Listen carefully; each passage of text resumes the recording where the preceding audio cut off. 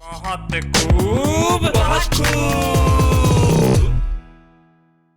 बहुत खूब की ये जो महफिल है, ये है कविताओं की महफिल। आज देखना होगा कि ऐसे 3 अपराधी कौन है जिन्होंने किया है अपराध कविता लिखने का, क्योंकि इस कविता के अपराध की वजह से लोगों की उड़ गई है नींद, चला गया है चैन, देखने बंद कर दिए हैं सब। अरे भाई साहब, मुझे क्या हो गया है? चंपक चौरसिया जब से आए हैं मैं भूल गया कि मैं शैलेश लोढ़ा हूं। चलिए, मैं हूं शैलेश लोढ़ा और हम मिलकर कहते हैं बात को।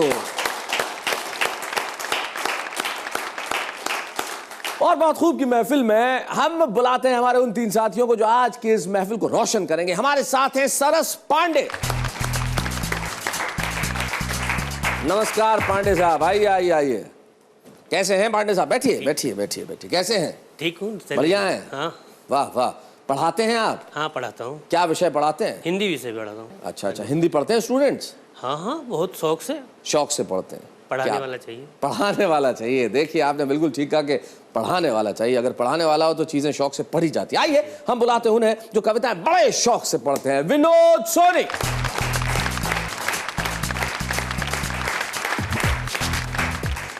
सोनी जी नमस्कार। नमस्कार। बैठिए।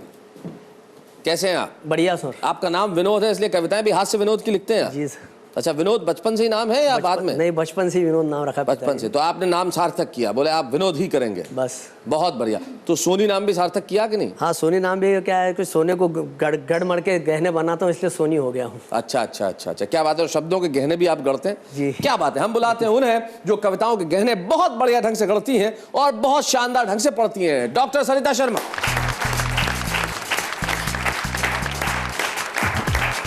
नमस्कार सरिता जी। नमस्कार। विनोद जी, सरिता जी। हाँ जी। आपका ध्यान मेरे से वहां तक चला गया था तो मैंने कहा मैं ही परिचय करा देता हूँ। कर लीजिए आपस में एक बार परिचय कर लीजिए। अच्छा, नमस्कार। मतलब दूर से ही आप ऐसे हाथ जोड़ कर लीजिए। कर ऐसे शर्माने की क्या बात है? बस इतना ही ठीक है सर।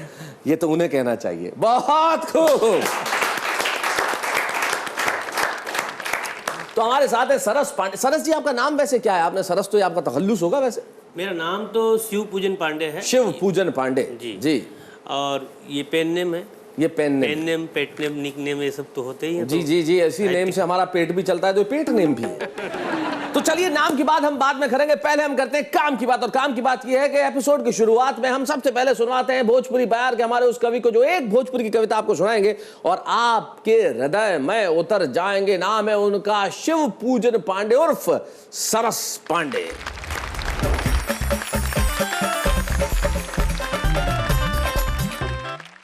निर्गुण है। परदेसिया बलम घरे जाए के परी, परदेसिया बलम घरे जाए के परी, जाए के परी, परदेसिया बलम घरे। वाह वाह। जियते त बाबूजी के कपड़ों न दिहले। हाय हाय हाय हाय, क्या बात है। वाह वाह। बाबूजी के वाह वाह। कपड़ों न दिहले, मरले पे उनके उड़ावे चदरी। हाय हाय हाय हाय, भाई बहुत अच्छे, भाई बहुत बढ़िया। बलम घरे हाय हाय।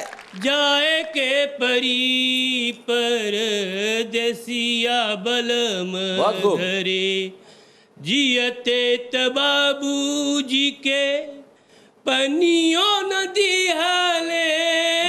जियते त बाबूजी के पनियों न दिहले, मरल पे पीपर में बांधे गगरी। हाय हाय हाय हाय, भाई क्या बात है पांडे जी, भाई वाह वाह वाह वाह, भाई बहुत अच्छे। जाए के परी, परदेसिया बलम घरे जियते त बाबूजी के खनुओं न दिहले। जियते त बाबूजी के खनुओं न दिहले, मरल पे पाती में परोसई पतरी। हाय हाय हाय हाय। भाई क्या बात है पांडे जी, वाह वाह वाह वाह, बहुत अच्छे, वाह वाह वाह वाह, जाए के परी पर। भाई वाह वाह वाह वाह, बहुत अच्छा सरस जी, वाह। भाई क्या बात है पांडे साहब, आपने संवेदनाओं के क्या धरातल बात पे है, एक ऐसा वाह, गीत वाह, पढ़ दिया जो एक सच्चाई है। सचमुच जिंदगी ऐसी ही है, जब तक बाबूजी जिंदा थे उन्हें कपड़ा नहीं दिया और मरने के बाद चादर उड़ाई जा रही है, पानी नहीं पिला और उसके बाद वो घाघर बांधी जा रही है। हम लोग जब जीवित कोई होता है तो उसे वो मान सम्मान नहीं देते, उसे वो कुछ नहीं देते जो वो चाहता है, और मृत्यु के बाद हम सब कुछ दे सकते हैं जो वो भोग नहीं सकता, जो वो महसूस नहीं कर सकता। अगर इस कविता से अगर आपने कुछ प्रेरणा पाई हो, आप तमाम लोग, तो अपने आसपास जो बुजुर्ग हैं उनका सम्मान कीजिए। मेरी कविता की एक पंक्ति मुझे याद आती है जो मैं सुना देता हूँ। मैंने कहीं लिखा था कि छत नहीं रहती, दहलीज नहीं रहती, दीवारों दर नहीं रहता, और घर में बुजुर्ग ना हो तो घर घर नहीं रहता। इसलिए उनका होना हमारे लिए आशीर्वाद स्वरूप है। आशीर्वाद आप देंगे हमें तालियों के रूप में भी जब हम आएंगे ब्रेक के बाद। तब तक कहिएगा बहुत खूब।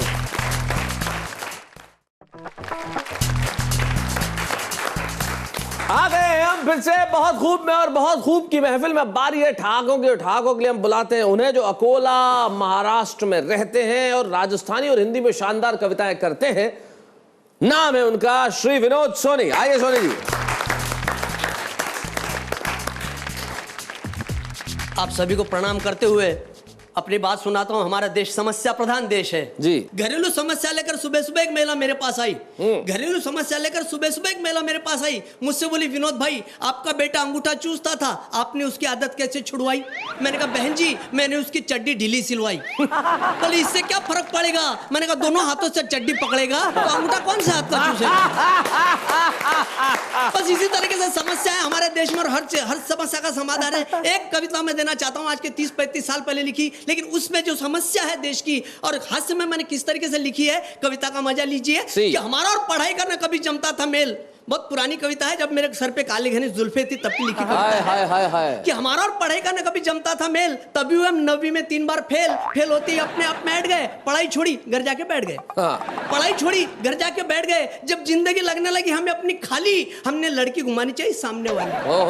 वो भी हमारा मजा ले रही थी, हमें बिल्कुल भी रिस्पांस नहीं दे रही थी, हम भी मजनू बने हुए थे पक्के। जब देखा न तीर लगे न तुक्के, सोचा ये आइडिया रहेगा बेटर, तुरंत लिख दिया उसे एक लव लेटर।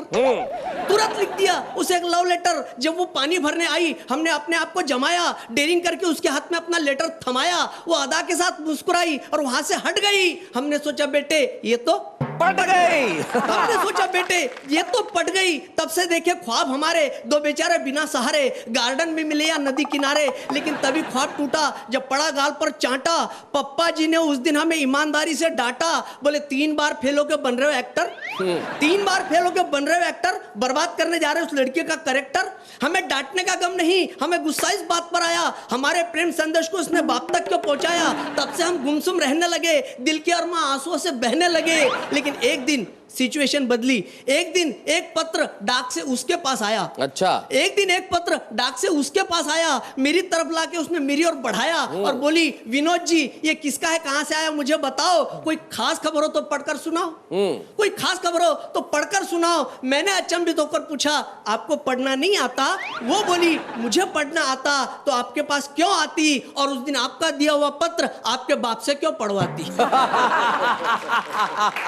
मुझे पढ़ना आता, लेकिन देश की समस्या दे रहा हूं कि मुझे पढ़ना आता तो आपके पास क्यों आती, और उस दिन आपका दिया हुआ पत्र आपके बाप से क्यों पढ़वाती। तो मित्रों उस दिन से हमने एक बात जान लिया और साक्षरता का महत्व पहचान लिया, साक्षरता का महत्व पहचान लिया। वाह वाह वाह।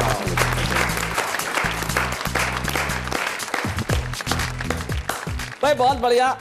ये आपने जो बात कही कि भाई ये खत जो बाप से पढ़वाया, फिर आपके पिताजी ने वो पत्र पढ़ के वैसे आप पे क्या कुछ खास किस्म के प्रयोग किए थे? चाटा मारा था। चलिए सर जैसे कुछ खास किस्म के पिताजी होते हैं वो इसलिए चाटा मारते हैं, बोले साले इतनी गलत हिंदी लिखी है, हिंदी तो कम से कम ठीक लिख देता। तो जीवन के अंदर भाषाओं का बड़ा महत्व है। आप जब लव लेटर लिखें या किसी भी किस्म का लेटर लिखें, भाषा सबसे प्रमुख होनी चाहिए। देखिए लेटर लिख के मार खा सकते हैं, उसमें लिखे हुए भाव के लिए पिट जाइए, लेकिन भाषा के लिए कभी मत पिटिए। भाषा जीवन की सबसे बड़ी खास चीज होती है और इसी भाषा का हम सम्मान करते हैं जब डॉक्टर सरिता शर्मा आएगी और अपने हिंदी के कुछ खास गीत आपको सुनाएंगे। लेकिन तब तक के लिए आपको करना पड़ेगा इंतजार और हम और आप मिलकर कहेंगे बहुत बहुत।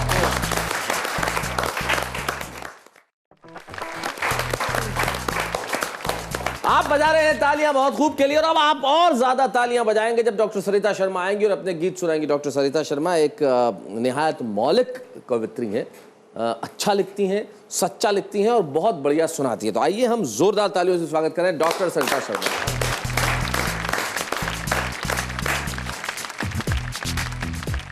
4 पंक्तियां और उसके बाद एक गीत पढ़ती हूँ, सुनिएगा जी। निस्वार्थ समर्पण को कमजोरी मत समझो, मन के रिश्ते को कच्ची डोरी मत समझो। तुम पढ़ न सके ये कमी तुम्हारी अपनी है, मेरे मन की किताब को कोरी मत समझो। क्या बात है, वाह वाह वाह वाह, बहुत अच्छी। और स्त्री के पास चयन का अधिकार नहीं होता, प्रायः उसे जो चीजें मिलती हैं उन्हें स्वीकार करने के अतिरिक्त उसके पास ज्यादा विकल्प नहीं होते। इस मानसिकता का एक गीत मैं पढ़ती हूँ, सुनाइए सुनाइए।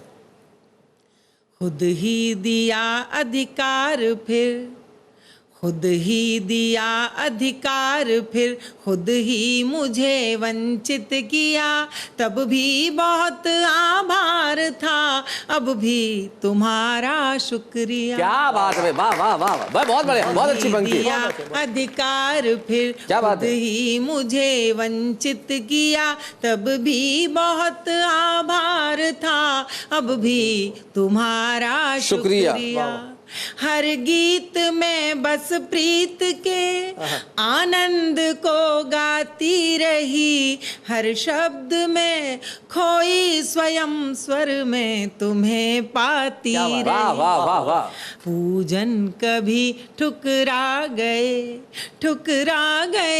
पूजन कभी ठुकरा गए, अर्चन कभी स्वीकृत किया, तब भी बहुत आभार था, अब भी तुम्हारा शुक्रिया, अब भी तुम्हारा शुक्रिया। रस से छलकता मन लिए मैं प्यास का संवाद हूँ, शापित हृदय शाकुंतलम के दर्द का अनुवाद। क्या बात है। मुंदरी कभी उपहार दी मुंदरी कभी उपहार दी, सब कुछ कभी विस्मृत किया, तब भी बहुत आभार था, अब भी तुम्हारा शुक्रिया। खुद ही दिया अधिकार फिर। और गीत का अंतिम बंद प्रस्तुत करती हूँ।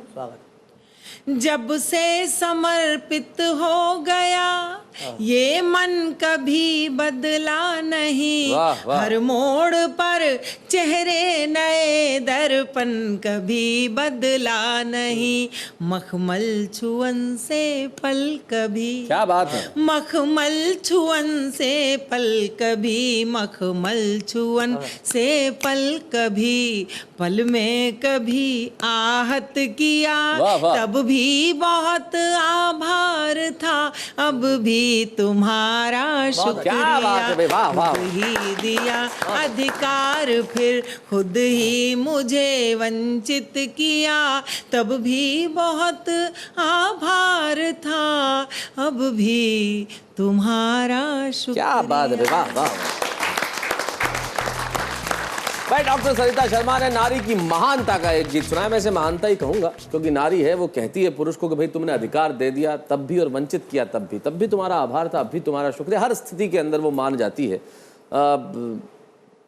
ये उसकी कमजोरी भी कही जा सकती है और ये उसकी मोहब्बत भी कही जा सकती है, ये उसके हृदय का विस्तार भी कहा जा सकता है, ये उसका पुरुष को माफ करने का तरीका भी कहा जा सकता है कि भाई क्या किया जाए, तुम अपनी फितरत बदलोगे नहीं। मेरी अपनी फितरत है कि मैं तब भी आभार व्यक्त करती थी और आज भी आभार व्यक्त करती हूँ। शायद स्त्री का इतना विशाल हृदय होना ही इस पृथ्वी को बचा सका है। लेकिन आप जो ये कहती हैं कि स्त्री के पास विकल्प नहीं है, ये मैं नहीं मानता। मुझे एक बहुत पुरानी बात अचानक याद आ गई कि जैसे प्रथम रात्रि के दिन भावुक पति ने अपनी पत्नी से कहा कि आज तुम्हें देख के ऐसा लगता है कि तुम ही मेरी पूजा हो, तुम ही मेरी अर्चना हो, तुम ही मेरी कामना हो।